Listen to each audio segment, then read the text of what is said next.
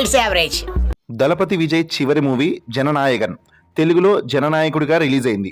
ఈ మూవీ అనేది జనవరిలోనే రిలీజ్ కావాల్సింది, కానీ సెన్సార్ ప్రాబ్లం అండ్ రాజకీయ కారణాల వల్ల ఈ మూవీ ఇప్పుడు ఈ రోజు రిలీజ్ అయింది. ఈ మూవీ ఎలా ఉందో తెలుసుకుందాం. ముందుగా అయితే వీడియోని లైక్ చేసి ఐ బటన్ క్లిక్ చేయండి. అనిల్ రావిపూడి తీసిన భగవంత్ కేసరి మూవీని డైరెక్ట్గా రీమేక్ చేయకుండా మెయిన్ స్టోరీని తీసుకొని కొన్ని మార్పులు చేసి ఈ మూవీని తీశారు.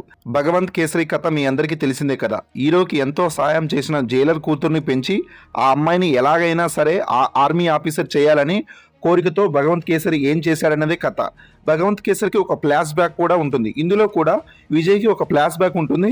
అయితే ఇక్కడ నుంచి తమిళ్ మూవీలో డీవియేషన్ మొదలవుతుంది.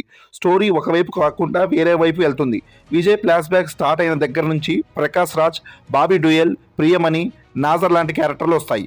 సునీల్ క్యారెక్టర్ కూడా వస్తుంది. ఈ క్యారెక్టర్ ఎందుకు వచ్చిందో ఎందుకు పోయిందో కూడా తెలియదు.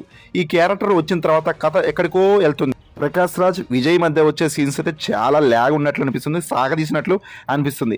ఇక క్లైమాక్స్లో అయితే హైటెక్ టెక్నాలజీని యూజ్ చేశారు. తెలుగు ఆడియన్స్కి ఈ మూవీ అంతగా గొప్పగా ఏమీ అనిపించదు.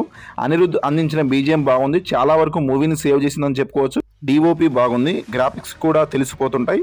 విజయ్ తన క్యారెక్టర్కి 100% న్యాయం చేశాడు. అతను బాగా నటించాడు. చాలా వరకు బాలకృష్ణ గారి స్టైల్లో కాకుండా అతను తన స్టైల్లో బాగా నటించాడు.